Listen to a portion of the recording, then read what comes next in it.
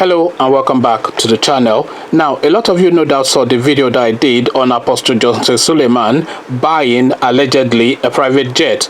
So there's been a lot of backlash against Apostle Johnson Suleman on that thing since then. So now he has now felt the need to come back to release a public statement, and you are going to be seeing a clip of that public statement in a minute where he is addressing this issue. So I'll play the clip now. A wise man doesn't speak because he has to say something. A wise man speaks because he has something to say. I heard people talking about aircraft and all of that, plane jet. It's not a big deal. Some years ago, I told our people, I said, well, our church is going to get to a point where we'll have free buses, 70-seaters, 80-seaters, that will carry members home for free. You know, they'll go home for free. They'll carry them home. And people are like, the buses came. It was not a big deal. God told me we're going to have our own airlines, aircraft, hangars that will carry members for free. Members are going to Abuja. There will be a plane to lift them. Members are going to for free. So if you're complaining about one jet, I don't know what you're going to do when you get 20. I don't know what you're going to do when you get 30. So please, keep your capacity, keep your gunpowder, because you may need it when the plane gets to 50. We're just starting.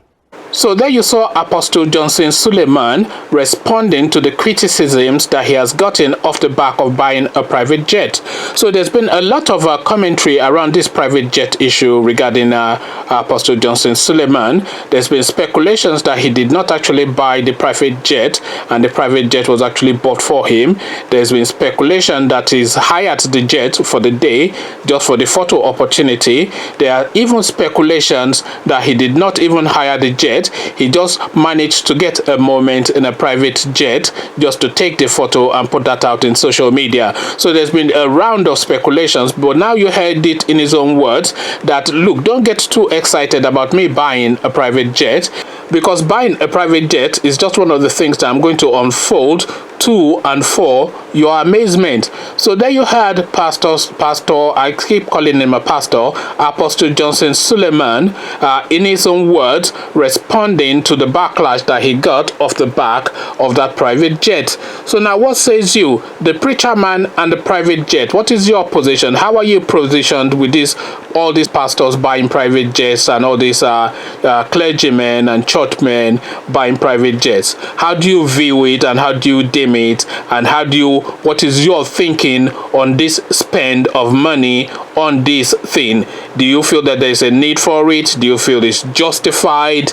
And what would you rather the money was spent on, or do you think the money is well spent spending it on a private jet? So what purpose does a private jet serve in a modern day ministry is the question of this video, and conversations around that is invited in the comment section. And we're not just limiting this conversation to Apostle Johnson Suleman. He's just the example that we're using to make the point. So we're inviting conversations around private jets and ministries, what purpose they serve, and do they serve a purpose, and is that money better used somewhere else? So all of that conversation, I'm not really putting out of view, I'm just inviting your views. So come have a discussion with me around this topic in the comment section. But before you come have that chat with me in the comment section, click on the red subscribe button so it goes gray, and when you click on that bell button as well, that way you'll be notified every time I drop a new video. So once you've done both, come join me in the comment section where we can progress this conversation.